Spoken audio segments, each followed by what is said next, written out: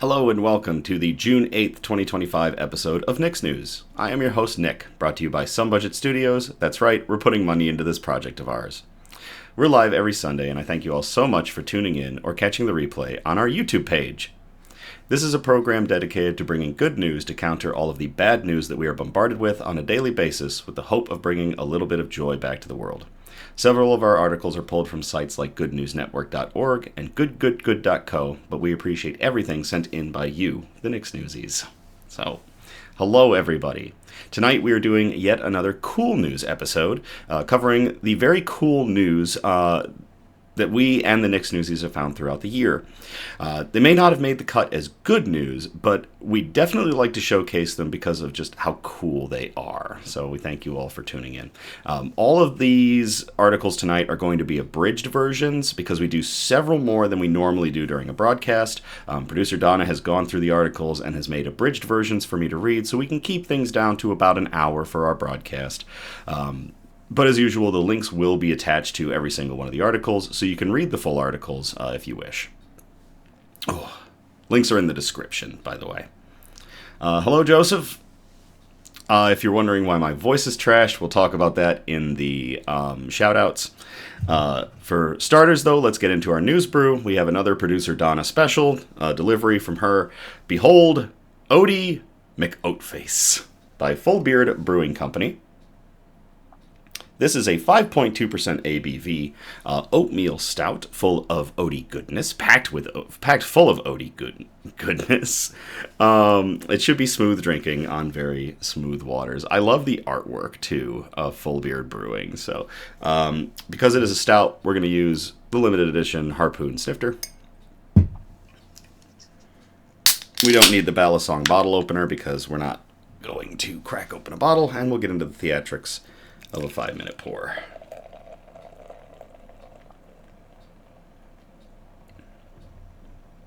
It is not quite the motor oil we sometimes drink on this show, but it's definitely got some darkness to it.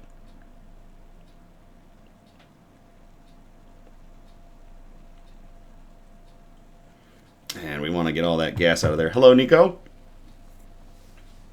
Very good. Dark-looking beer. Oh, packed full of the oats, brother. Shoutouts for this week. On behalf of Nick's News, happy Pride Month to everyone, to all of our brothers, sisters, and everyone in between. We see you, we hear you, we love you. Cheers.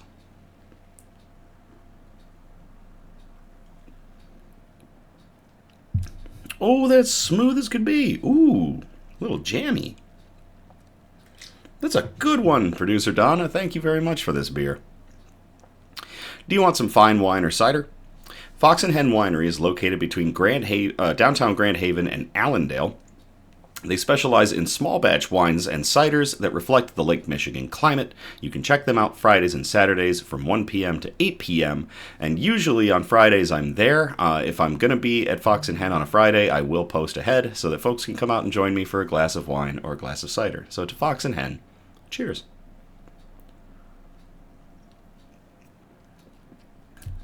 Jammy can mean one of two things for a beer. Jammy can be a texture, like a very full kind of syrupy feel, or it could be a flavor. In this case, it is kind of a flavor. There's a little bit of like some sort of berry at the end of this. I don't know where it's coming from, but it is really nice. Hello, Becky. Hello, Dirty Rogue. Pleasure to have you both with us. Becky says, yes, I made it. Dirty Rogue has arrived. Last shout out, Waypoint LARP wrapped up their second event of 2025 this weekend, and that is why my voice is trashed. I do a lot of talking at these events, and there's a lot of dust as well that I inhale. So my lungs are full of dust. I am coughing a little bit, but I am on the mend. Best thing everyone who participated can do, drink plenty of water, get rest, take care of yourself. As Ed put, the care doesn't stop at the end of the event. Take care of yourselves, folks. I want to thank everybody who made it out to Waypoint for this event. It was a very memorable one, to say the least. Next weekend will be Haven LARP's second event of 2025, another fantastic time to look forward to in the woods. So to Waypoint LARP for wrapping up their second event, and for Haven's second event coming up soon, cheers. Becky in the chat, who was with us out at Waypoint LARP, that was a lot of dust. Yes, it was. News quote: "No matter how bleak or menacing a situation may appear, it does not entirely own us. It can't take away our freedom to respond, our power to take action." That comes from Ryder Carroll, who is an author, a digital product designer, and the inventor of the bullet journal. And that, I think, for, depending on the times for everybody, I think that is important to remember, that kind of how things affect us is how we allow it to affect us, but we aren't held back. So no matter how bleak or menacing a situation may appear, it does not entirely own us. It can't take away our freedom to respond or our power to take action. So from Ryder Carroll, cheers.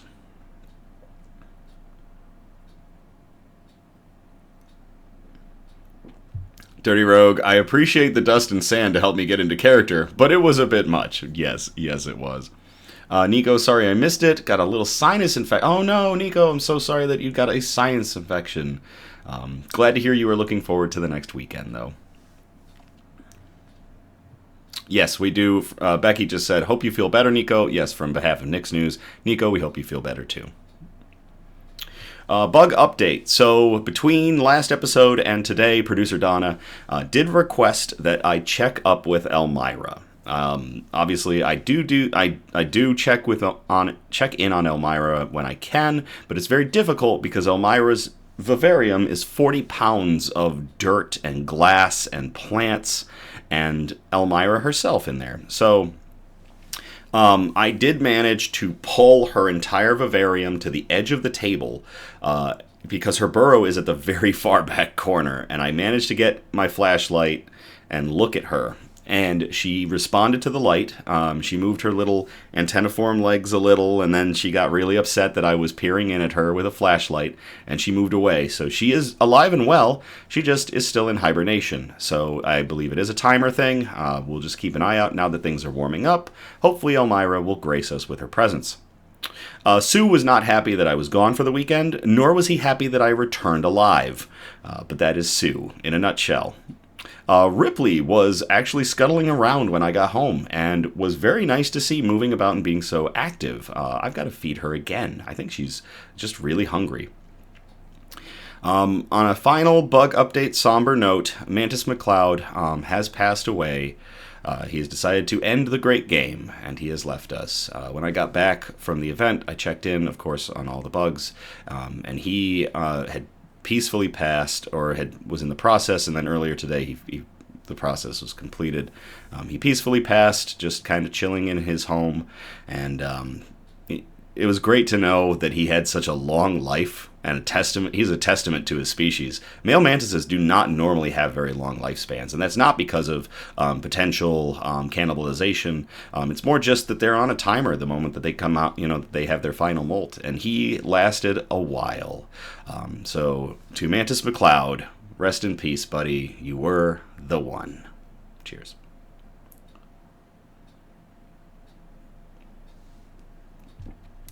Hi, TNT.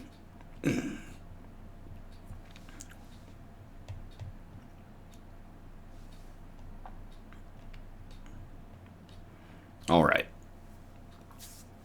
Nico, we'll miss you, Mr. Mantis. What a long life. Yes, he did have a very long life, even for his species. Oh, Fry! Sorry, TNT is Fry. Hello, Fry. I'm sorry it doesn't say your name, and I can't change it to say your name, but I am glad you are here tuning in with us. Let's get into our news. So this is our cool news episode. So our cool news episode is broken up into 4 major cool categories: cool science and technology, cool health and medicine, cool flora and fauna, aka plants and animals, and cool wholesome notes, the last ones that we want to end on good notes. So we are going to start off in category 1, cool science and technology. We call this first one From Russia with Love. And I will copy and paste this into the chat. Remember, I'm going to read the abridged versions, but if you want to check out the full articles, you can check these out by clicking on them in the descriptions or by clicking on them in the chat. So let me open up my cool news. Actually, let me move some stuff around real quick to make this a little easier for myself. Nope, that's flora and fauna. There it is. All right. China signs deal with Russia to build a power plant on the moon. This comes from Live Science on May 13th of 2025 by Ben Turner. Russia has signed a deal with China to build a nuclear power plant on the moon.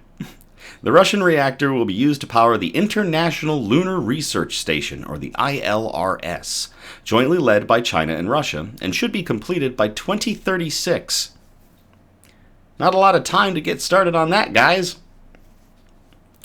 According to a memorandum of cooperation signed by the two nations, the construction of the Chinese-Russian reactor will likely be carried out autonomously without the presence of humans, according to a 2024 interview with Yuri Borisov, Director General of the Russian space agency Roscosmos, on the Russian state-owned news site TASS, T-A-S-S. While details of how this can be achieved remain unclear, Borisov added that the technological steps are almost ready. The station will conduct fundamental space research and test technology for long-term uncrewed operations of the ILRS, with the prospect of a human being's presence on the moon, Roscosmos wrote in a May 8th announcement following the signing of the memorandum.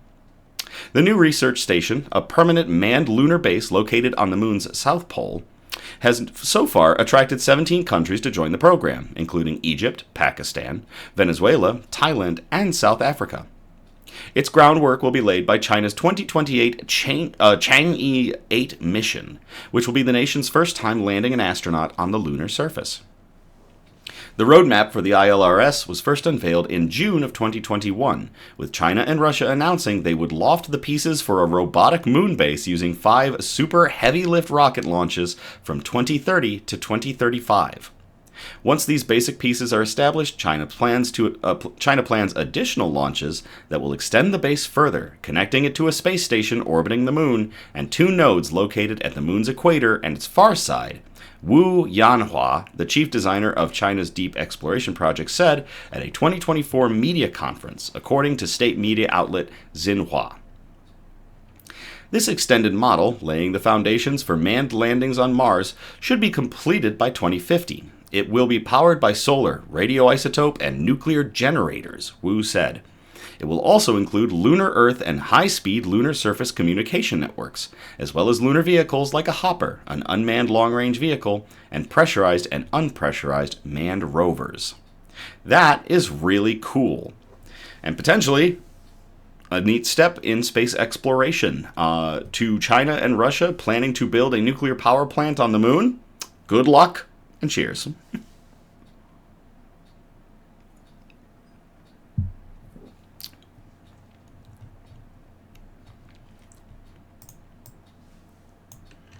That beer is really helping my throat right now.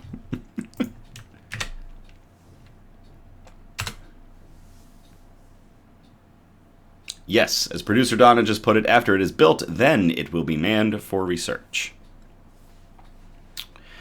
All right, this next one we called Reduce, Reuse, Recycle, Revenue. This one, let's see, here we go. China's dying EV batteries and solar cells are powering a circular economy worth $38 billion per year. And this came from goodnewsnetwork.org on May 9th of 2025 by Andy Corbley.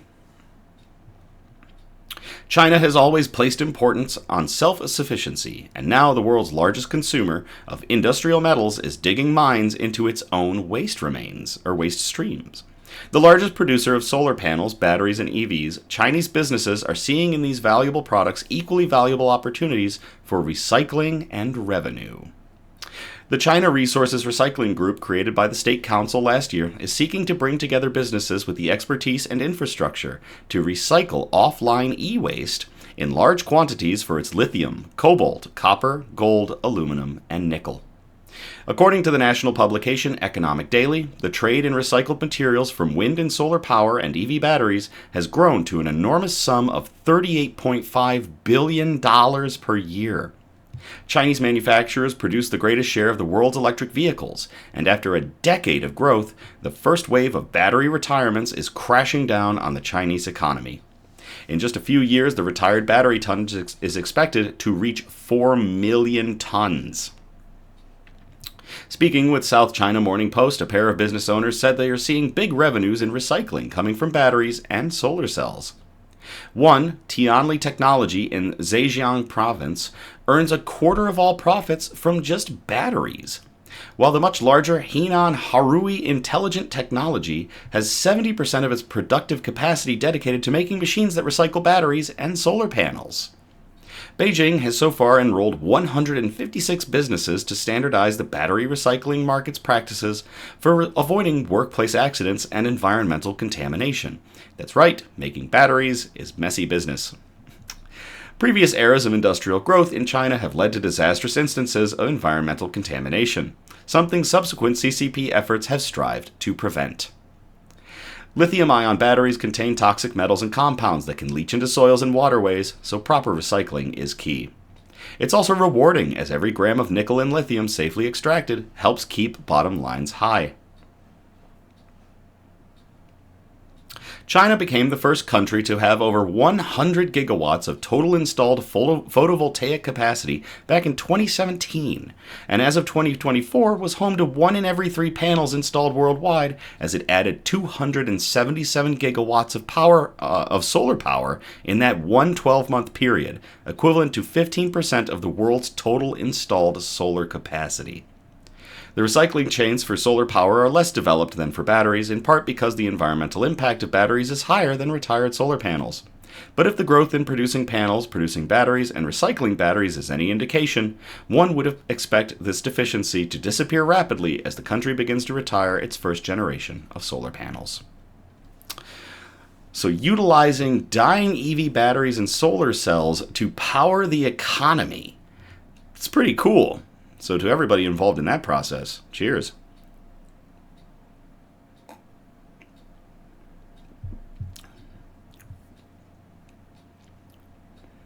Becky reminding producer Donna that the next LARP is in September, or the next Waypoint LARP event is in September. Quite a ways away. But we'll all hold out for it. All right. Next article we called Running with the Pack. I will copy and paste this into the chat. Becky just followed that up with, and as promised, Nick wasn't cursed or harmed in any way, though I might have tried a little bit on Saturday. Yes, Becky did try to get my character killed on Saturday night. It was a great shot. So I will copy and paste this next article into the chat.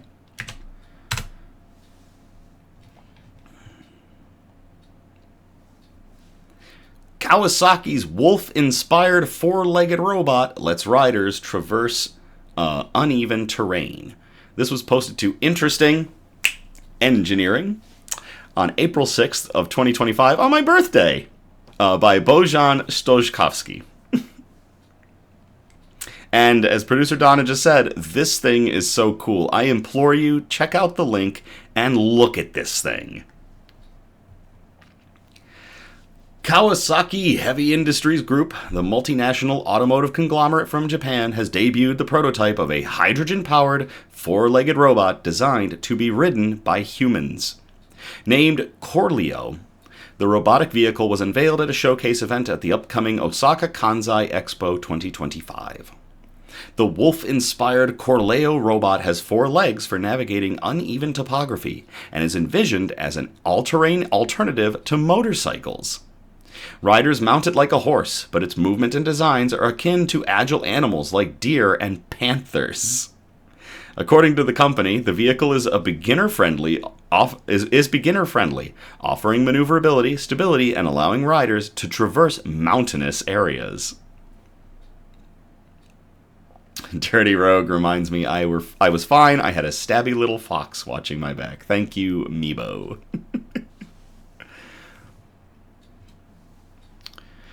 Powered by a hydrogen fuel cell and a 150cc engine, Corleo reflects a growing trend among Japanese manufacturers to embrace cleaner energy solutions. Kawasaki envisions launching the rideable robot within the next 25 years, pegging it as a futuristic option for all-terrain exploration. There is also a video of it that I believe is out of that thing in action, or maybe it is a concept video, but it seems absolutely bonkers and cool. Corleo's 4 independent robotic legs operate autonomously. It also features integrated machine learning/AI systems for enhanced balance and navigation. The design of the robot reportedly draws inspiration from video games such as PlayStation's Horizon Zero Dawn, which is actually a fantastic video game. Unlike traditional controls, Corleo responds to the rider's body movements. Shifting the rider's center of gravity prompts the robot to adjust its steps in real time. A heads-up display delivers crucial data, including hydrogen levels, navigation details, and movement stability, such as weight distribution. However, as a conceptual model, Corleo currently does not come with detailed technical specifications, such as information on speed, range, or battery life. Kawasaki envisions this futuristic animal robot eventually replacing the traditional off-road motorcycles. The company, known for building high-speed trains, aircraft engines, and off-road vehicles, is positioning itself at the forefront of innovation as it leads the shift towards next-generation mobility in vehicle manufacturing.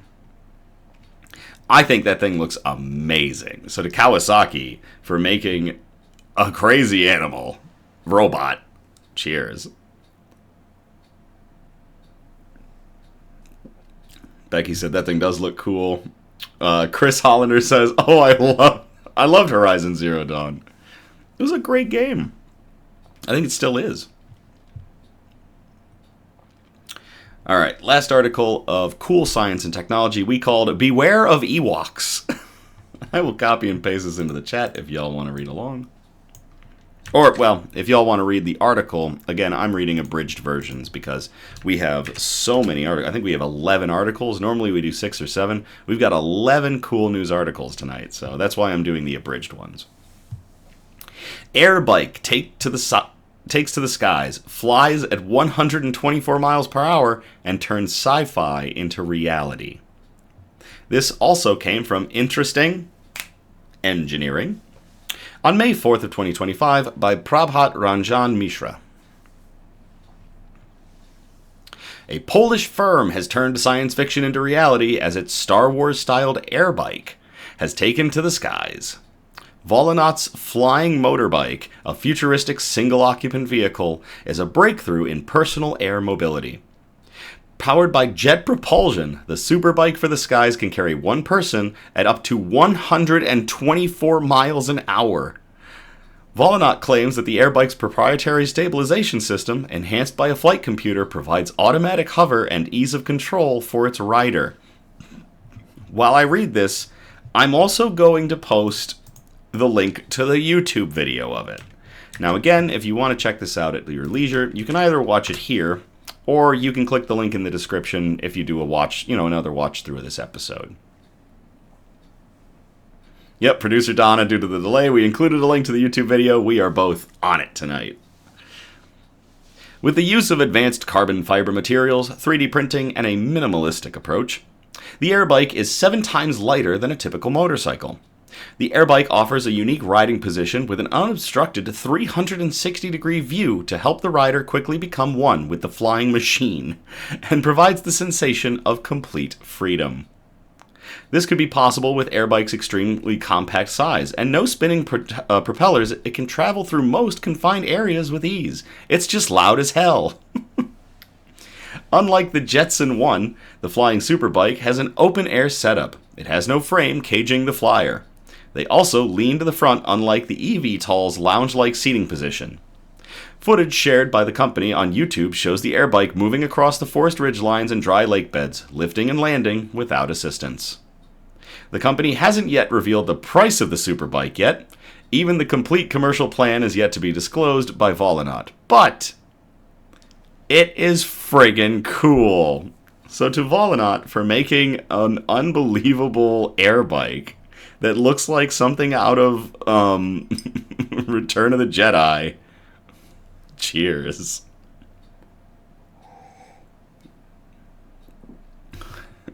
For us being on top of it, Becky says, "Go team or Wonder Twin powers." Fantastic. Wonder Twin powers activate. Form of the host of Nick's News. Form of the producer of Nick's News.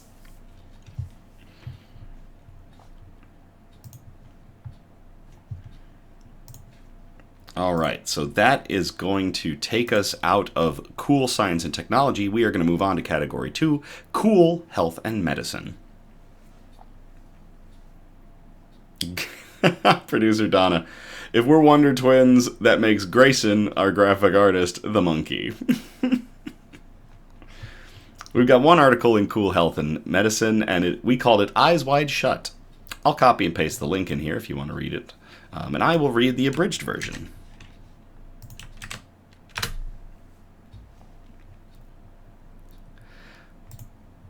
New contact lenses that enable vision in the near-infrared range, and they could restore color perception. This was posted to Live Science on May 22nd, 2025 by Ben Turner.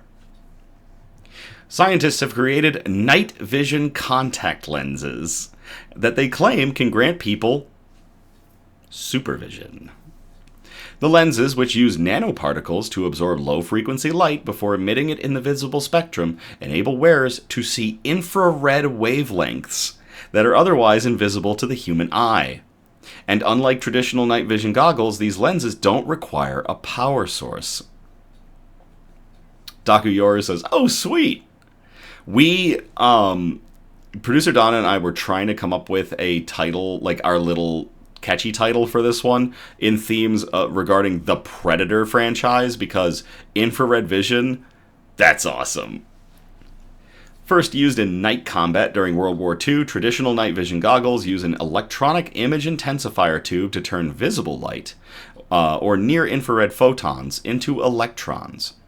These electrons are then channeled onto a luminescent screen, causing it to glow green. If you ever looked through night vision, it does have a greenish tinge to it, and this is why. But these goggles typically need an energy source, which makes them bulky.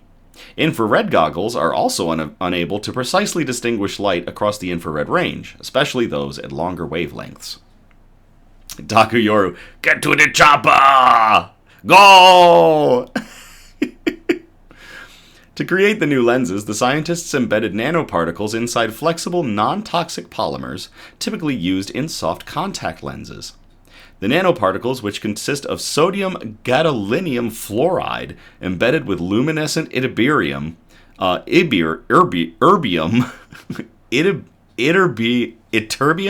erbium, and gold. Those are some elements I'm not aware of on the periodic table. Absorb near-infrared photons in the 800 to 1600 nanometer wavelength range before emitting them as visible light, wavelengths from around 380 to 750 nanometers. Daku Yoru, so basically everything looks like you're in the Matrix, MS-DOS green. Oh gosh. The researchers first tested their new lenses in mice. Mice sporting the new lenses favored dark boxes over those illuminated by infrared light, while those without the lenses showed no preference. Additionally, the pupils of lens-wearing mice constricted in the presence of infrared light sources, with brain scans showing that their visual processing centers were firing. Next, the team tried the lenses in humans. The people could perceive flickering infrared light and pick up on its direction. What's in Nick's glass tonight? Tonight we have Oaty McOatFace. Producer Donna picked me up Oaty McOatFace from Beard Brewing. Senior author Tian Zhu, a neuroscientist at the University of Science and Technology of China, said in a statement, "We also found that when the subject closes their eyes, they're even better able to receive this flickering information, because near-infrared light penetrates the eyelid more effectively than visible light, so there is less interference from visible light." So that means that when you've got these contacts in and you close your eyes, you can see you can pick up the infrared spectrum better. That's bonkers. The scientists replaced the nanoparticles embedded in the lenses with modified versions that mapped specific parts of the near-infrared spectrum to blue, green, and red, like predator vision. The researchers suggested that this tweak could be used to aid people with color blindness. Despite these promising advances, more work is needed before the lenses see the light of day. Good pun there. Currently, they only pick up light projected from LED sources, which are incredibly bright, so the scientists will need to boost the lens's sensitivity to pick up light from lower intensities. The lens's proximity to the retinas may also prevent them from detecting finer details, so the researchers have developed a wearable glass system for viewing objects at higher resolutions. Taku, that's insane and totally badass. I want 5. Becky, take my money! To everybody involved in the production of nanoparticle embedded contact lenses that can provide vision into the infrared spectrum, cheers.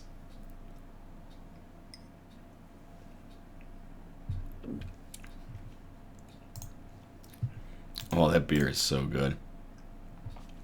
All right, that gets us out of cool health and medicine. We're going to move on to cool flora and fauna, aka cool plants and animals. This first article is a Nick's Newsy article. It comes from Charlie. Thank you very much, Charlie, for sending this in. We called it, "Don't Lick This Creamsicle." I will copy and paste this article into the chat, and I will read the abridged version.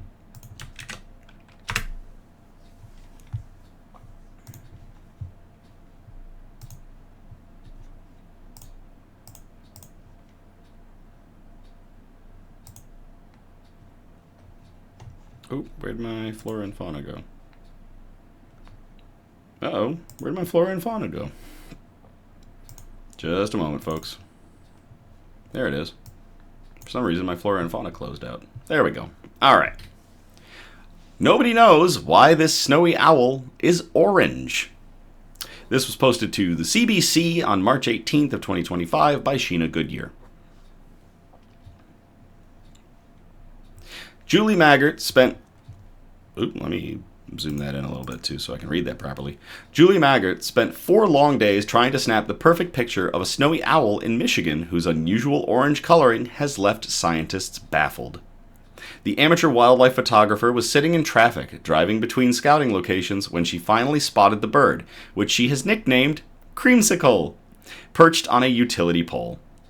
Maggart says the shots are her proudest photographic achievement. She's been shooting photos of snowy owls for 6 years and has never seen one like this. Dr. Euro says, "It's mine, it's my color." That's awesome.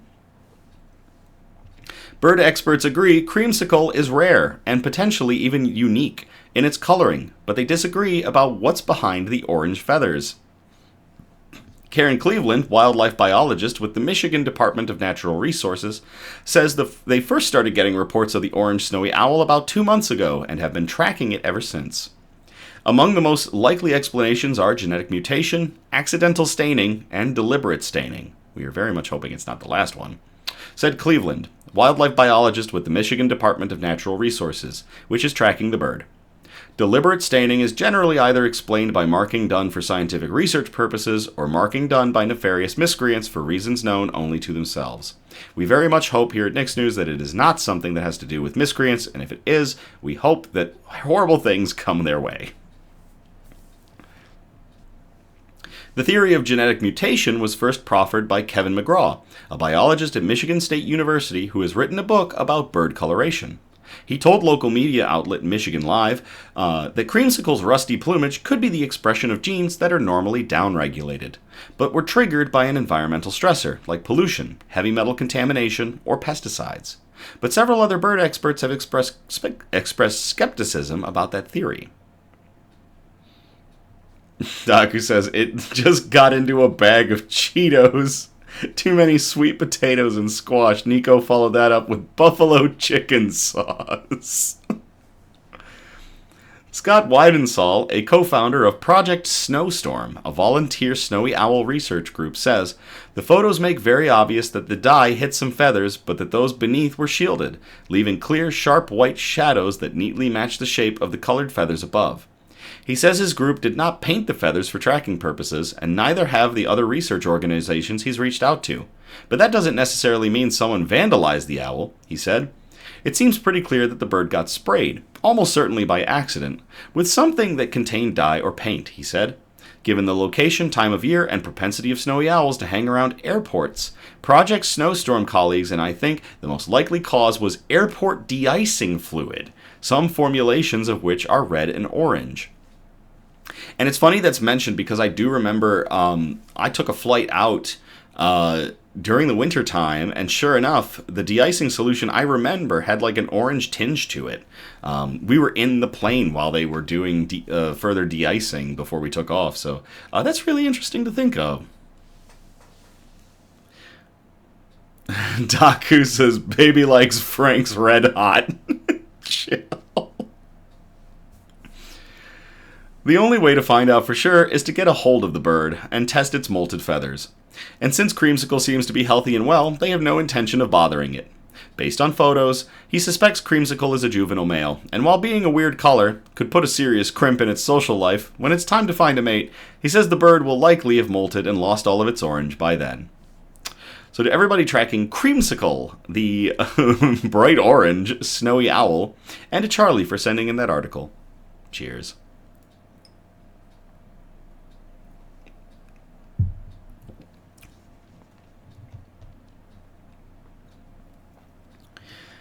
This next one we called The Most Adorable Flower Girl, and this was sent in by Rebecca. So thank you very much, Rebecca. And I will copy the article and put it in the chat if you all want to check it out. I bumped the table, my bad.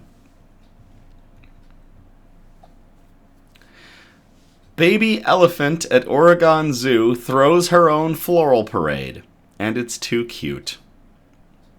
This comes from Yahoo Life on May 26th of 2025 by Mary Hawkins. Ever since baby elephant Tula arrived at the Oregon Zoo, people have been captivated by just how precious she is. It's been so much fun to watch her grow up alongside mom Rose, and at 500 pounds, she's getting to be quite the big girl. The zoo shared a new video of Tula 2 and her mom on TikTok on May 23rd, and she's having quite the field day while throwing her own very special floral parade. The caption on the video reads, "Everything's coming up Tula. Today, this 500-pound baby elephant was named Grand Marshal of the 2025 Grand Floral Parade." The Grand Floral Parade is taking place on June 7th in Portland, Oregon, and it's a time-honored tradition in the city. For more than 117 years, that's right, cue the Halo music, Portland families, visitors, and community groups have been making memories at the Grand Floral Parade. A colorful reflection of local, regional, and international communities, the parade draws hundreds of thousands of cheering viewers of every age along a route that makes its 2-mile march along Portland's downtown city streets. However, even though Tula 2 was named Grand Marshal, if you attended the parade, sadly, you wouldn't actually see her. A larger-than-life mock elephant appeared as Tula 2 on the Alaska Airlines float. For an up-close glimpse of this cutie, you'll have to make the visit to the Oregon Zoo. And the video of Tula 2 throwing flowers around is absolutely adorable. So to the Oregon Zoo, and to Rebecca for sending that article in, and to Tula 2 for having a floral parade and being the Grand Marshal of the floral parade. Cheers.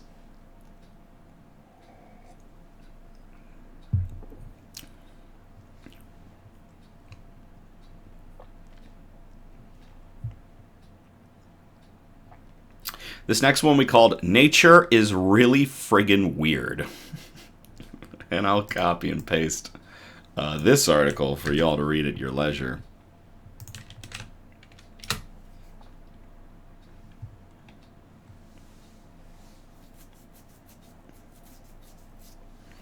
Scientists discovered bizarre 113-mill-year-old hell ant with killer scythe jaws.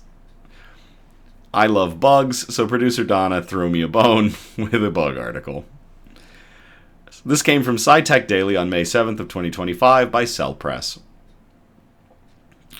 A 113-million-year-old hell ant that once inhabited northeastern Brazil is now recognized as the oldest ant specimen ever discovered, according to a study published in the journal Current Biology. Preserved in limestone, the ant belongs to Haedomyrmecinae. Haedomyrmecinae. That should be Haedomyrmecinae, an extinct subfamily that lived only during the Cretaceous period. These ants were equipped with specialized scythe-like jaws, likely used to pin or impale their prey. Producer Donna and I are definitely sharing one brain cell tonight. Becky says, nature is really freaking weird, but so cool. Researchers say the fossil challenges existing ideas about ant evolution and their historical distribution. Previously, the oldest known ant fossils were found in France and Burma, preserved in amber. The discovery of a hell ant in Brazil indicates that ants had already spread across different regions and evolved into diverse forms much earlier than scientists had believed.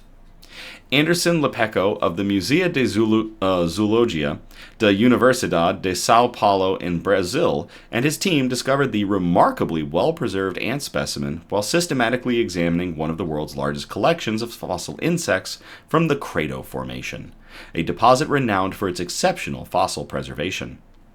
The collection is housed at the Museu de Zoologia da Universidade de São Paulo. Becky asking if Charlie will make it tonight. Well, I hope she does. I think we've got one more article from her down the road. When I encountered this extraordinary specimen, we immediately recognized its significance, not only as a new species, but as potentially the definitive evidence of ants in the Crato Formation, said Lepeco. This finding highlights the importance of thorough examination of existing collections, private or in museums, and brings a spotlight to Brazilian paleontology and the underexplored fossil insect fauna of the country, they added. Dirty Rogue says they can ping Charlie. Microcomputed tomography imaging, a 3D imaging technique that uses X-rays to view inside of an object, or the ant in this case, showed that the newly discovered ant was closely related to hell ants, previously known only from specimens preserved in Burmese amber.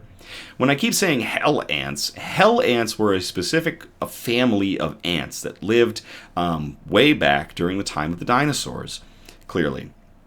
They had their own features that distinguish them from today's modern ants, but at the same time were morphologically similar enough to be considered ants. But they were absolutely wild. I think we had a previous Nick's News episode where we talked about another hell ant, and we talked about how they got their name. So maybe we'll dig that out another time and talk about it if we have more hell ants come up. While we expected to find hell ant features, we were shocked by the characteristics of its feeding apparatus, said Lepeco. Unlike modern ants with laterally moving mandibles, this species possessed mandibles that ran forward parallel to the head and facial projection anterior to the eyes, the researchers noted. Finding such anatomically specialized ants from 113 million years ago challenges our assumptions about how quickly these insects developed complex adaptations. The intricate morphology suggests that even these earliest ants had already evolved sophisticated predatory strategies, significantly different from their modern counterparts. Most ants today follow a very similar body structure and jaw structure. I don't know if there are any real hell ants that still exist that have mouth parts that move like that. Most of them are just different variations of little pincer mouth parts. So I might have to do some research on that down the road. Producer Donna reminds me it was probably in the last cool news in March with the goat onesie. A lot of folks loved the episode with the goat onesie. Producer Donna, before I actually got everything going, suggested I put the goat onesie back on, but because I was running around in the woods all weekend, I vetoed that really fast. Nico with the pun, I didn't know that. Sorry, I can't laugh or I start coughing, but that was a good pun. The discovery of this new ant specimen raises broader questions about the evolutionary pressures that led to the hell ant's unique adaptations, say the researchers.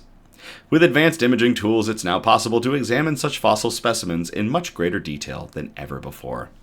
To everybody at the University de Sao Paulo, or the Musea de Zoologia de Universidad de Sao Paulo, who was involved in this study and discovered this ancient hell ant fossil. Cheers.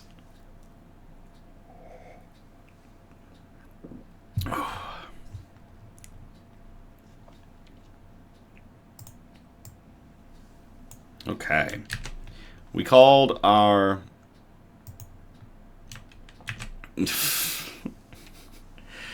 Oh, Joseph in the chat reminded me, how about the armor you won? I'm not going to... No. Oh, I do have it. No, I'm not going to wear it. Maybe at the end of the year. As a reminder of one of the funniest moments of the Waypoint LARP, I will wear the armor that I won. Without ever doing anything. We'll talk about it. So this is going to be our last article for cool flora and fauna. We called it Feathered Mathletes. And this is going to be a tiny URL because the normal URL is absolutely enormous.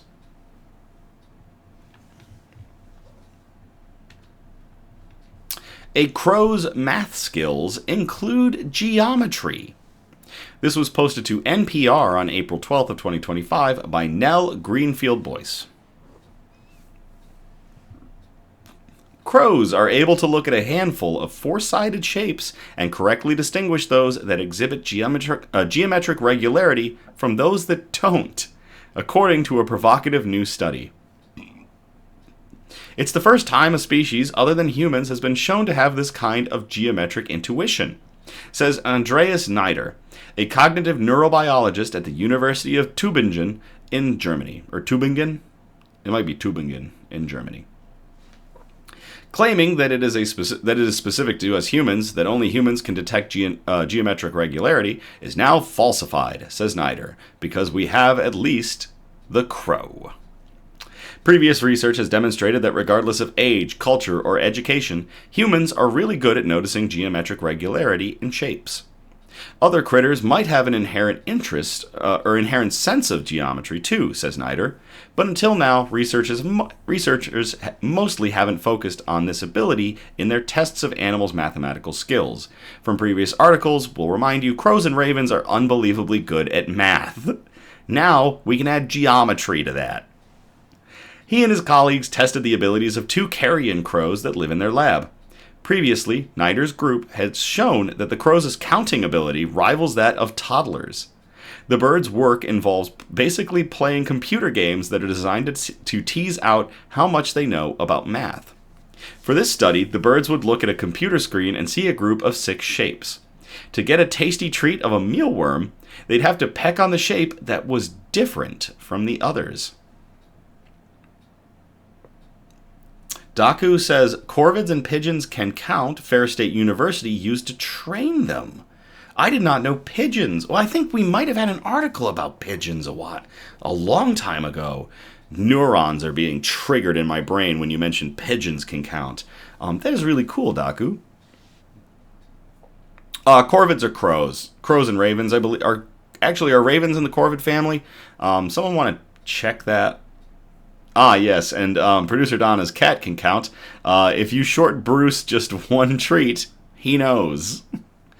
If someone wants to look up ravens and tell me what family they're in, I don't know if they're corvids, but crows, I believe, are corvids. I'll let someone do that. I'll get back into the article, and then we'll get back to it. Initially, we presented some very obvious different figures, says Neider. For instance, 5 moons and 1 flower. When the crows pecked on the flower shape, they got a snack. After the birds understood this game, the researchers started showing them sets of shapes that include squares, parallelograms, or irregular quadrilaterals.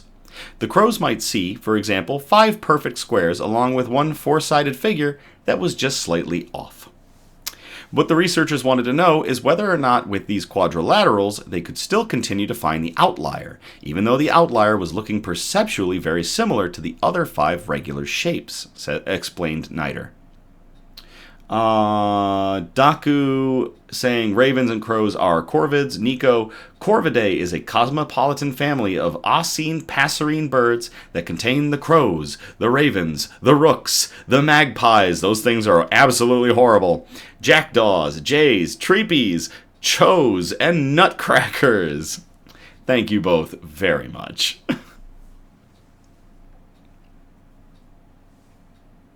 Yeah, Daku's followed that up. I thought rooks and jackdaws were just other names for corvids, not their own species. I actually, at least, I didn't know about rooks, but I knew about jackdaws from another article, I think. Or maybe just some reading that I did in my spare time. Yes, it turns out the crows could determine the difference between shapes that were the same and that one shape that was slightly different. In the journal Science Advances, the researchers described a series of tests showing that crows clearly had a sense of right angles, parallel lines, and symmetry. He says since there's been virtually no work of this aspect of mathematics in species other than humans, Niter suggests that the geometric abilities of humans build on precursor capabilities that are more present in the animal kingdom than was previously thought. I hope that my colleagues are looking into other species, says Niter. I'm pretty sure they may find that other intelligent animals can also do this. To everybody involved figuring out that crows can do geometry, because, they're just getting crazier with every article we talk about anything in the corvid family. Cheers.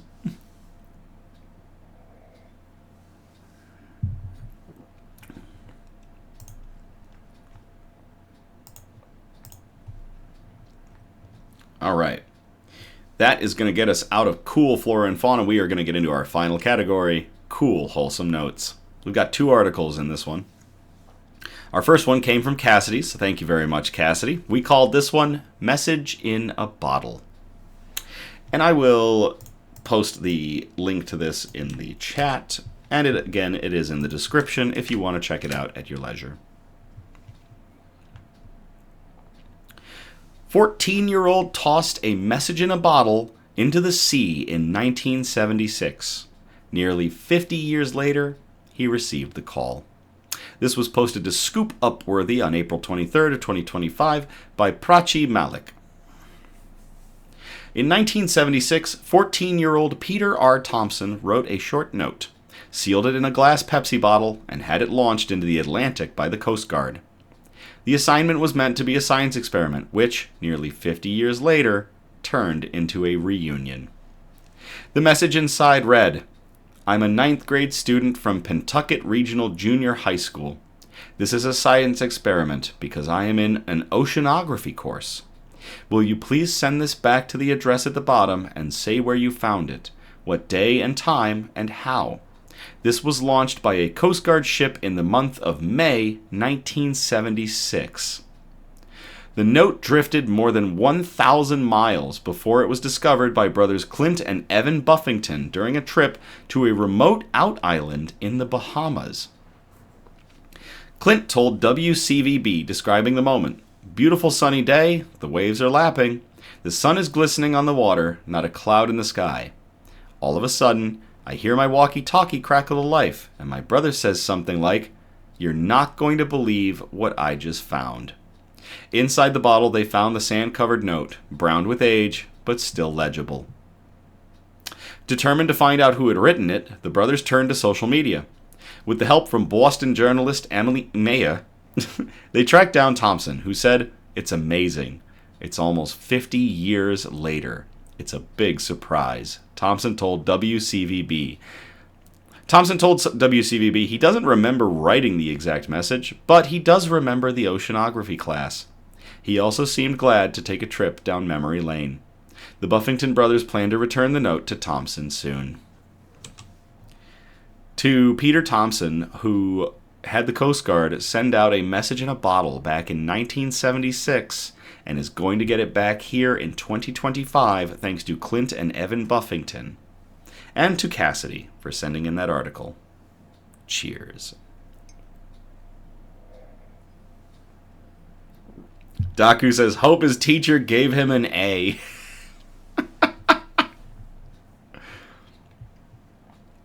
All right. Our last article of the night we called From Waste to Wonder, and this was sent in by Charlie. Thank you very much, Charlie. I will post the link to this here in the chat. Again, you can click the link on the description if you're checking out the replay at your leisure, or if you're checking out the posted episode tomorrow. Again, we go through and we repost the episode. I do a little bit of editing. I cut some things down, and then we post that version, which is more the official version of the episode. And there will be some other stuff down the road in that too. A little bit more editing. So we really appreciate y'all checking in with us here live, and then also checking out those episodes as well to maintain, just checking out our content. We greatly enjoy it, and thank you very much. So let's get into this article. From Waste to Wonder. Hesperia students unveil mural made of recycled waste. This was from Oceana County Press on June 5th of 2025 by Allison Scarborough. A large mural made of recycled waste entitled Reclaimed Beauty was officially unveiled at Vita Weaver Park on Thursday morning of June 5th. The unique mural was created by students in Monica Grimmard's 3D art class at Hesperia High School. The mural features a steelhead, a powerful symbol of Hesperia. That said Hesperia student body president Levy Montague. And if you don't know, a steelhead is a type of fish. These incredible fish make their way through the White River every spring and fall, and they represent the spirit of Hesperia, resilient, enduring, and deeply connected to nature. The idea spawned from a school field trip last year to the John Ballpark Zoo in Grand Rapids, where students observed an exhibit of art made from trash. So we got the idea that maybe we should try to do that here, because we have the river and we want to keep it clean. It's one of the best features of our town. Producer Donna reminding me, steelhead is a salmon. Thank you, Producer Donna. I had no idea how hard it was going to be or how long it was going to take, but with all the help of a lot of people, it's done, Grimmard said. The kids this fall started picking up trash, and we sorted it into colors. The mural began taking shape from there. It's been a really exciting adventure since then. We sorted a lot of things and pulled them apart until we could make something pretty beautiful. I asked them to do a lot of things they had never done before. They drilled and they pounded different textures. They used an iron on some of the plastics to make a different texture and harden the plastic. They used staple guns, glue guns, and all kinds of things. We broke glass, and we only had one emergency room visit, she said as the audience chuckled. Becky said, from trash to treasure. That would have been another really good one. We called it From Waste to Wonder, but trash to treasure is obviously another good article title for this. Daku says Hesperia has a lot of issues, so this is good news. Thank you, Daku.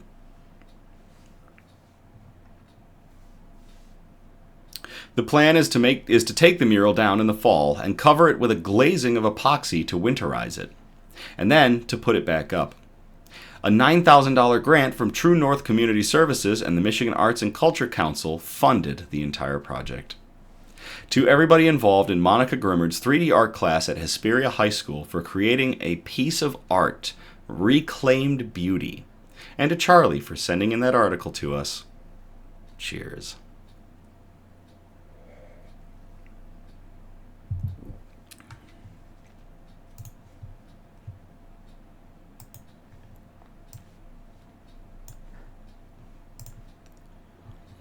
All right, so that is everything for tonight. 11 amazing articles, 11 amazing cool news articles, many of which were sent in by you, the Knicks Newsies, and we are, as always, appreciative.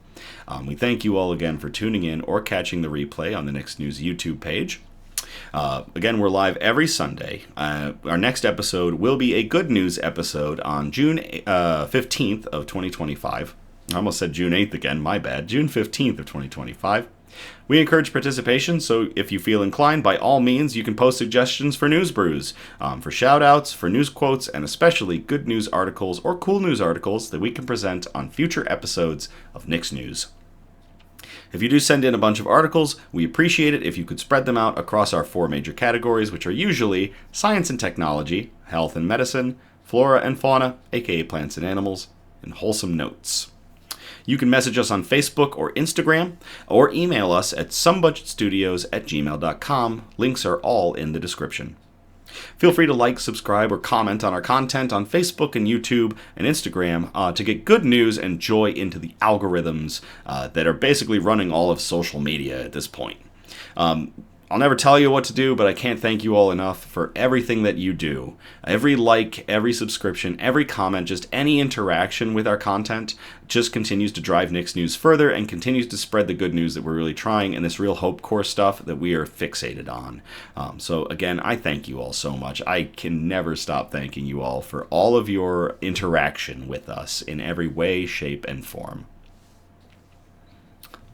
As always, thank you again. I love you all. Have a great night, and I will play us out.